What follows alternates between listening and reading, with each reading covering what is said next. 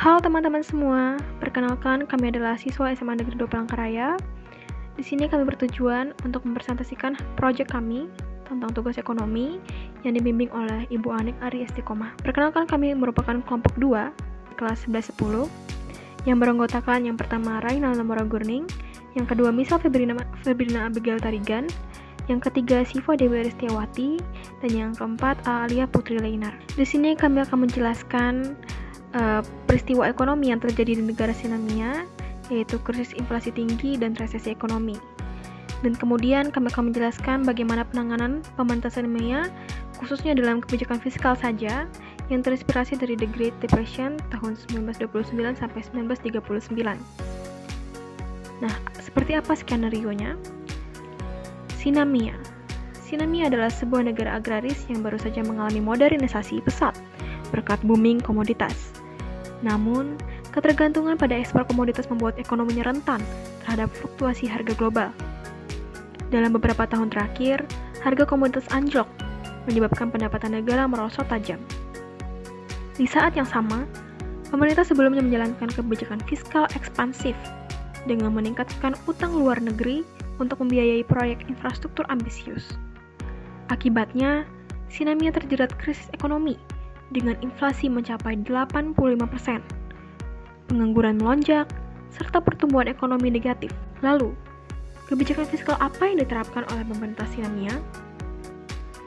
Pemerintah Sinamia menerapkan kebijakan fiskal kontraktif. Dalam skenario tersebut, diasumsikan sebagai hasil dari rapat kabinet khusus yang melibatkan Kementerian Keuangan, Perencanaan Pembangunan, dan Bank Sentral negara tersebut. Rapat ini diadakan untuk merumuskan langkah-langkah strategis dalam menghadapi krisis inflasi tinggi dan resesi ekonomi, dengan mengacu pada pelajaran dari krisis besar atau The Great Depression di AS. Apa sajakah kebijakan fiskal kontraktif yang diterapkan oleh pemerintah Sinamia? Berikut poin-poin serta penjelasannya. Yang pertama, pemangkasan anggaran yang tidak esensial. Pemerintah baru yang berkuasa melakukan audit menyeluruh terhadap anggaran negara dan memangkas pengeluaran yang dianggap tidak prioritas. Tujuannya adalah untuk mengurangi defisit anggaran dan menstabilkan nilai mata uang. Yang kedua, peningkatan tarif pajak. Pemerintah menaikkan tarif pajak terutama untuk kelompok berpenghasilan tinggi dan perusahaan besar. Langkah ini bertujuan untuk meningkatkan pendapatan negara dan mengurangi ketimpangan ekonomi. Yang ketiga, program bantuan langsung tunai atau BLT. Pemerintah meluncurkan program BLT untuk keluarga miskin dan pengangguran. Program ini diharapkan dapat menjaga daya beli masyarakat dan mencegah terjadinya penurunan konsumsi yang lebih dalam. Yang keempat, proyek padat karya. Pemerintah menginisiasi proyek-proyek infrastruktur kecil sampai menengah yang bersifat padat karya di daerah-daerah. Proyek ini bertujuan untuk menciptakan lapangan kerja dan meningkatkan pendapatan masyarakat di pedesaan. Selanjutnya, yang kelima ada restrukturisasi utang. Pemerintah melakukan negosiasi dengan kreditur untuk merestrukturisasi utang luar negeri. Tujuannya adalah untuk mengurangi beban pembayaran utang dan memberikan ruang fiskal yang lebih besar untuk membiayai program-program pemulihan ekonomi. Yang keenam, pengendalian harga penimbunan. Pemerintah melakukan inspeksi mendadak ke pasar dan gudang untuk menindak para spekulan dan penimbun barang. Tujuannya adalah untuk menjaga stabilitas harga dan ketersediaan barang kebutuhan pokok. Yang ketujuh, nasionalisasi aset strategis. Pemerintah mengambil alih nasionalisasi beberapa aset strategis yang sebelumnya dikuasai oleh swasta asing. Langkah ini bertujuan untuk meningkatkan kontrol negara atas sumber daya ekonomi dan memastikan kepentingan nasional terlindungi. Yang kedelapan, debat kebijakan yang intens.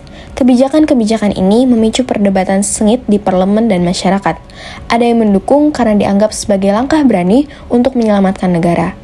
Namun, ada pula yang mengkritik karena dianggap terlalu intervensi pemerintah yang berlebihan dalam ekonomi. Dari seluruh pemaparan di atas dapat disimpulkan bahwa kebijakan fiskal yang terinspirasi dari The Great Depression ini berhasil membawa negara Sinamia keluar dari krisis ekonomi. Meskipun dengan biaya sosial dan politik yang tidak kecil, keberhasilan ini tidak lepas dari kombinasi kebijakan fiskal yang ketat pengendalian moneter yang hati-hati, dan dukungan dari sektor pertanian yang kuat. Selain itu, kepemimpinan yang kuat dan kemampuan pemerintah untuk berkomunikasi dengan masyarakat juga menjadi faktor kunci dalam mengatasi krisis. Nah, itu tadi pembahasan kami tentang bagaimana kebijakan fiskal yang terinspirasi dari The Great Depression berhasil membawa negara Sinania keluar dari krisis ekonomi. Memang tidak mudah, karena prosesnya penuh tantangan, apalagi dengan dampak sosial dan politik yang cukup besar. Tapi dari sini kita bisa belajar bahwa kolaborasi antara kebijakan yang tepat, kepemimpinan yang kuat, dan dukungan masyarakat bisa membawa perubahan besar dalam menghadapi krisis. Terima kasih banyak yang sudah nonton dan ngikutin materi ini sampai akhir. Semoga bisa menambah wawasan dan bikin kita makin paham pentingnya peran kebijakan dalam kondisi darurat. Maaf kalau ada salah kata atau penyampaian yang kurang jelas. Sekian dari kami. Wassalamualaikum warahmatullahi wabarakatuh.